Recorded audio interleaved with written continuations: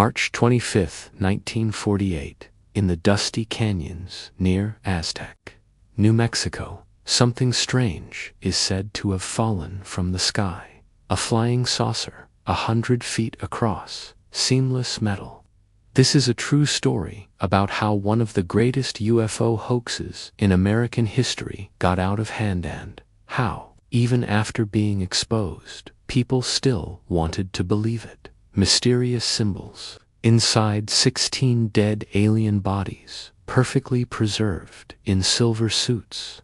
He described them as moving like saucers, skipping over water.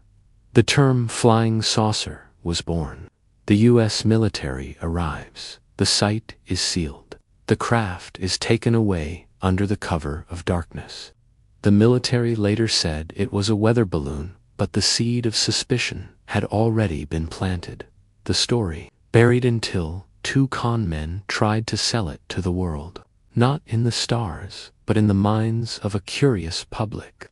And the Cold War had just begun, making every mystery feel like a threader, a cover-up.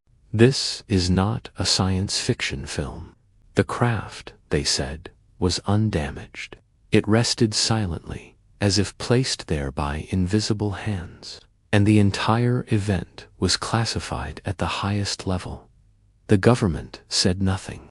And for a while, the tale faded into the shadows.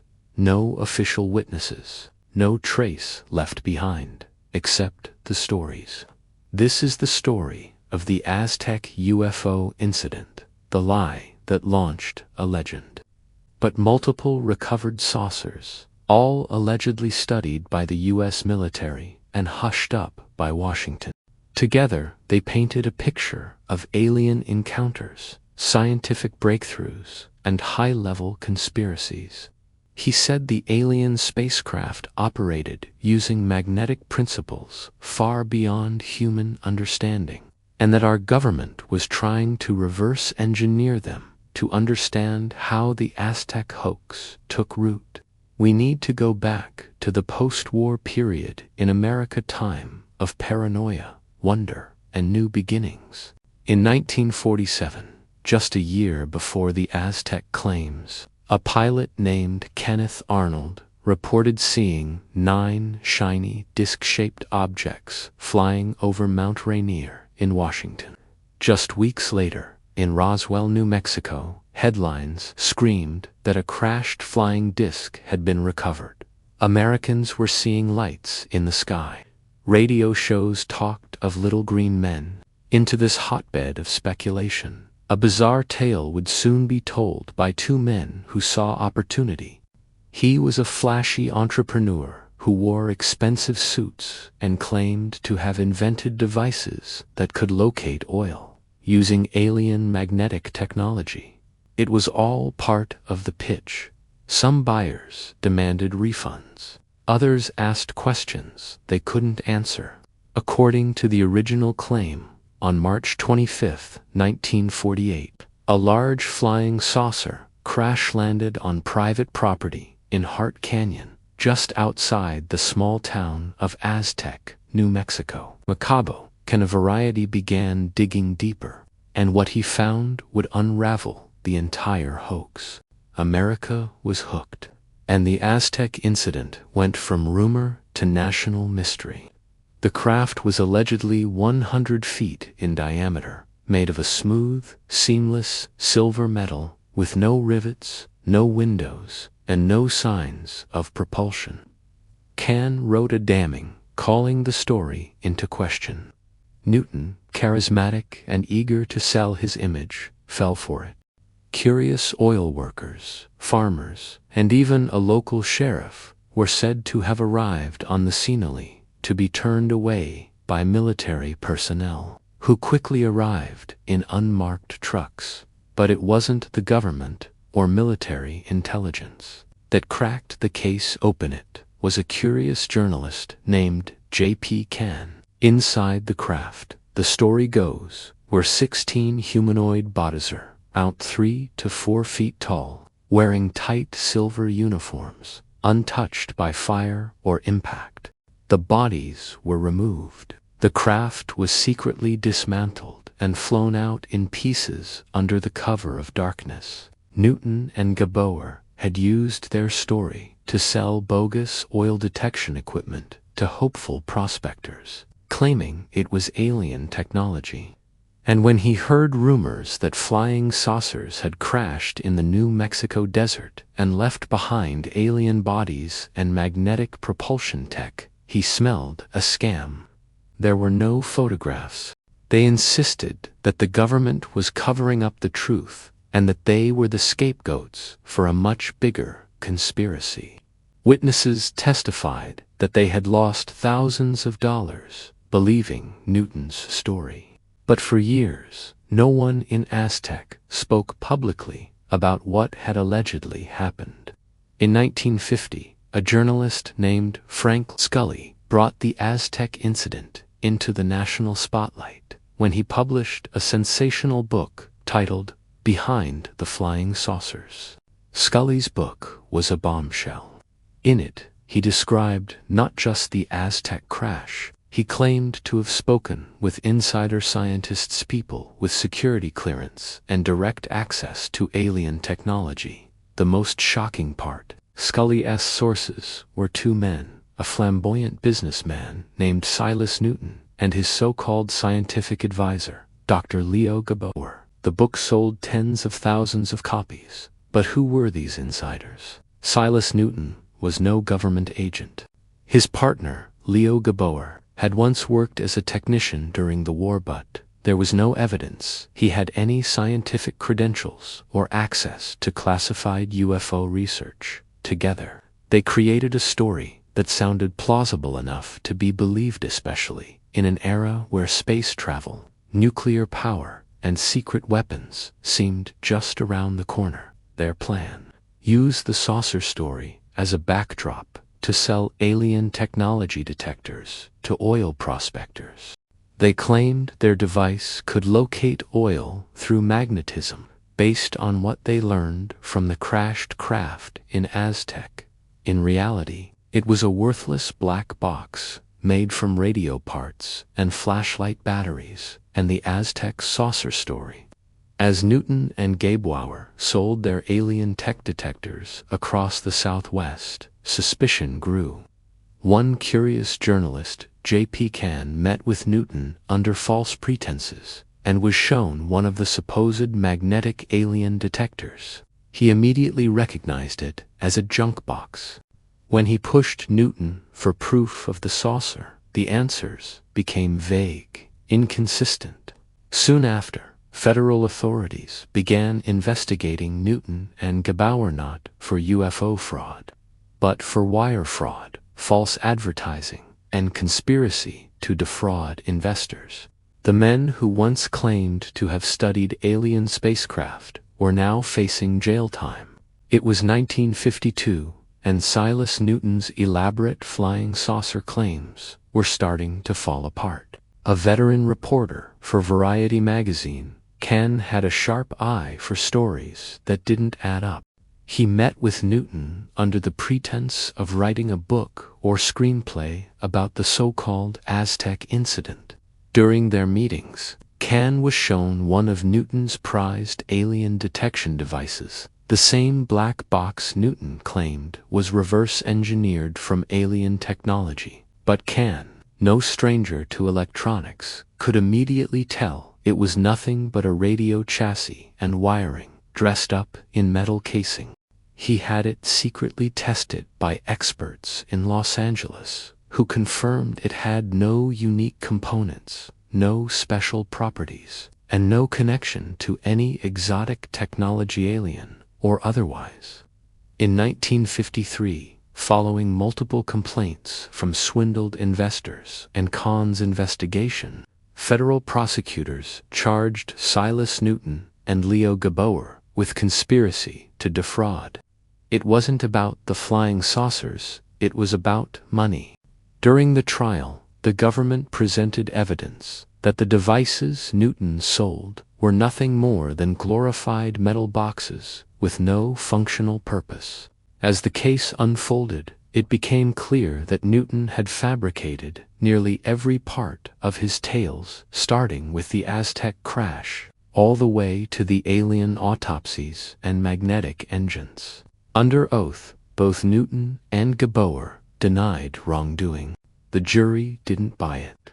Both men were found guilty and fined, although they avoided prison time due to legal technicalities and Newton's advanced age. Their reputations, however, were in ruins.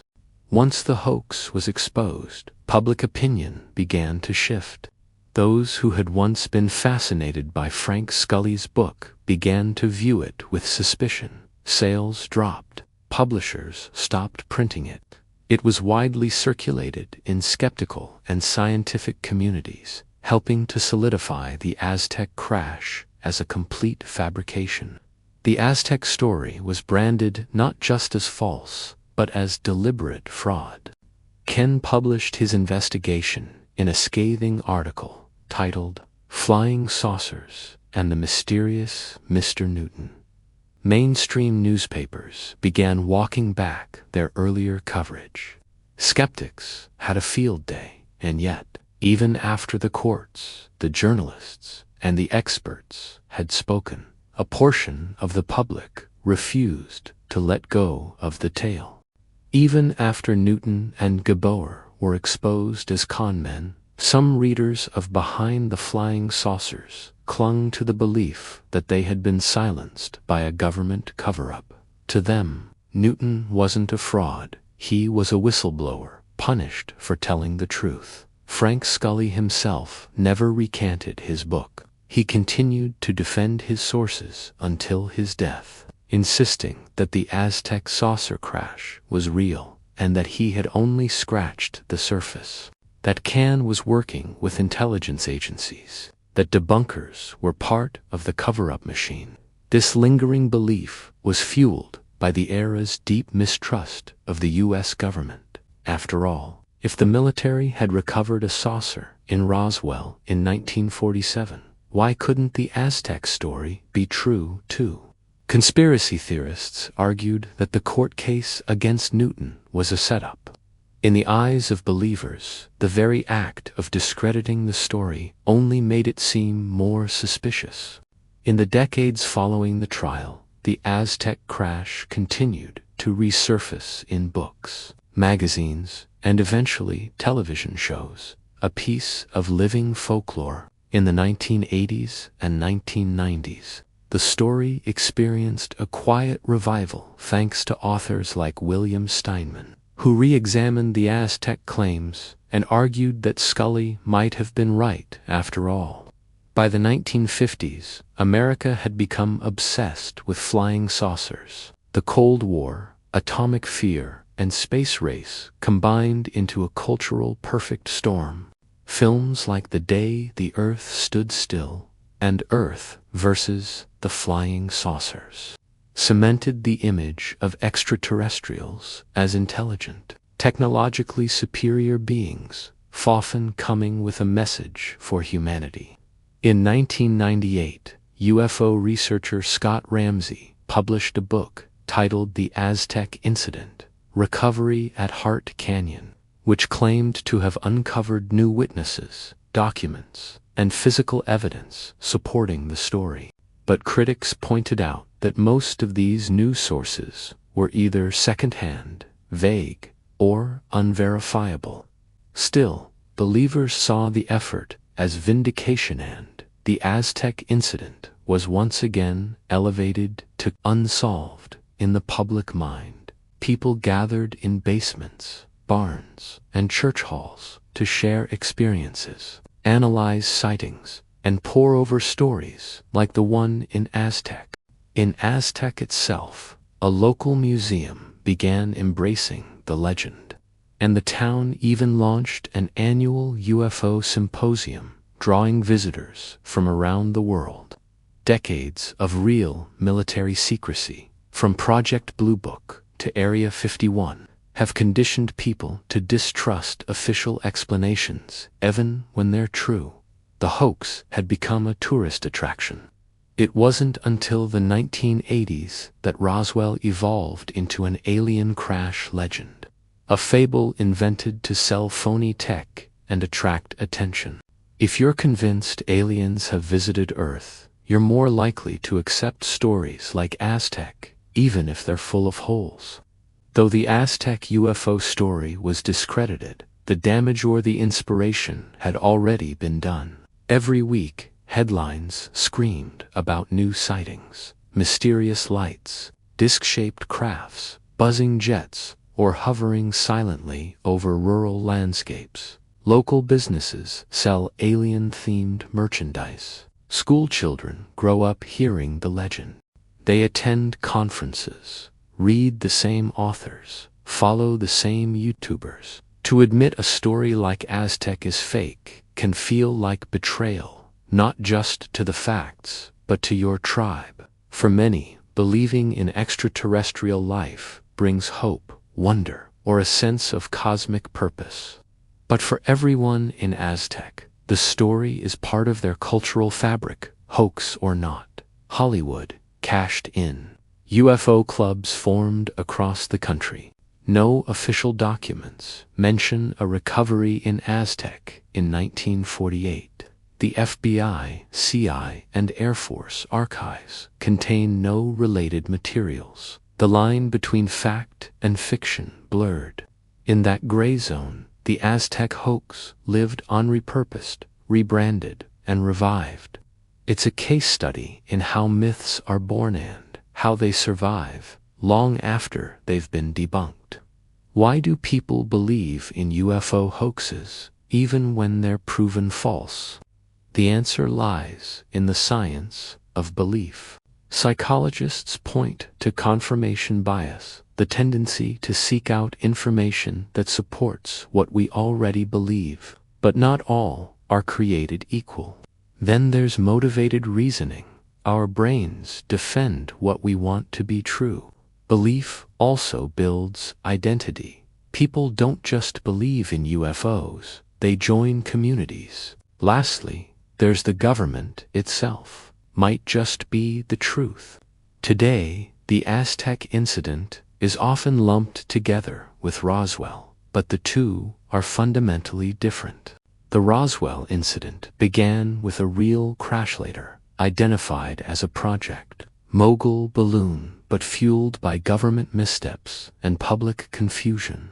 Aztec, on the other hand, had no real crash, no debris, no headlines in 1948. Its origin wasn't mystery, it was marketing. And yet, both stories now exist side by side in UFO lore, thanks to decades of retellings, reimaginings, and pop culture. Even serious UFO researchers sometimes include Aztec in their timelines, not as fact, but as a cultural milestone in the evolution of alien crash mythology. In the small town of Aztec, New Mexico, the crash that never happened has become a central part of its identity. What began as a tale from con artists is now a tourist attraction, a festival theme, and a museum exhibit. The town hosts an annual Aztec UFO symposium where believers and skeptics alike gather to debate present findings and share stories. For some, it's about community. For others, it's about profit. In recent decades, several researchers have returned to the Aztec story, hoping to find something the original skeptics missed. Most notably, Scott and Suzanne Ramsey, authors of The Aztec Incident, Recovery at Heart Canyon, spent years interviewing locals and combing archives for new leads.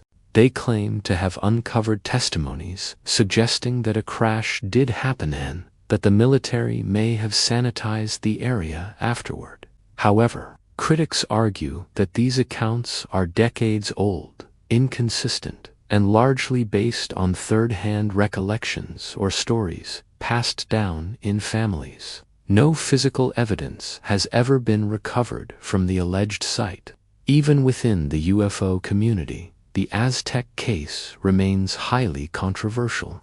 The Aztec UFO incident is more than just a fake flying saucer story. From the Piltdown Man to Loch Ness, From Bigfoot tracks to psychic spoon-bending, human history is littered with elaborate hoaxes. The ones that stick, the ones we remember are the ones that tap into our deepest hopes, fears, and dreams.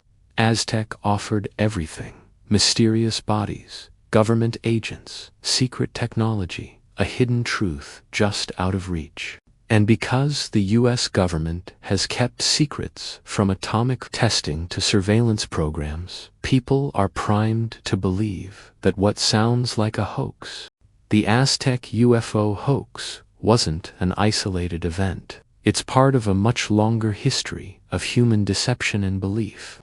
In 1912, the scientific world was rocked by the discovery of the Piltdown Man, allegedly the missing link in human evolution. It took 40 years to expose the skull as a combination of human and orangutan bones, skillfully fused. In the 1970s and 80s, elaborate crop circles began appearing in English fields, first attributed to UFOs, then revealed to be made by pranksters with planks and rope. And who could forget the now infamous alien autopsy video, broadcast in 1995, purporting to show government footage of a dissection of a Roswell alien. It turned out to be staged, with latex models and sheep organs. The point, isn't that people are gullible, but that hoaxes tap into something deeper, a desire to uncover hidden truths, to believe we are not alone, to prove that the universe is more than we think. Part of what fueled belief in the Aztec incident, and many others, was the government's own lack of transparency. Their official stance was that UFOs posed no threat. But behind closed doors, some officers thought otherwise. After Roswell, the U.S. military created Project Sign in 1948, followed by Project Grudge and Project Blue Book. In 1952, the CIA even convened the Robertson Panel to evaluate the national security implications of UFO reports. Its conclusion: public hysteria over UFOs could be more dangerous than the objects themselves. In more recent years, the Pentagon acknowledged AATIP, a secret UFO study program, and in 2020, created AAR, Alpha All-Domain Anomaly Resolution Office to investigate UAP. So when people heard about Aztec, even if the original tale was phony, it didn't seem entirely implausible that something like it could be real. If the Aztec crash was fakened, all evidence suggests that it was. Why should we care?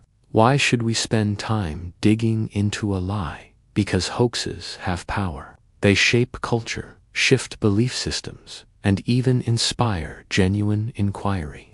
The Aztec story helped fuel the rise of UFO culture, pushed authors and skeptics to dig deeper, and planted seeds of doubt about the official narrative.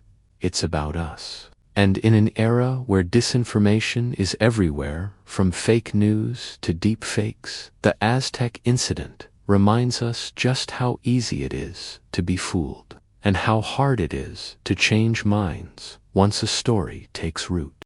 And sometimes we want the story more than we want the truth. Maybe there was a real crash the government covered up, or maybe ... and how far we still hope to go. Let us know in the comments, do you think there's a grain of truth buried in the Aztec UFO story, or was it all a brilliant con? Stay curious ... and keep looking up. The truth is much stranger than we've ever imagined.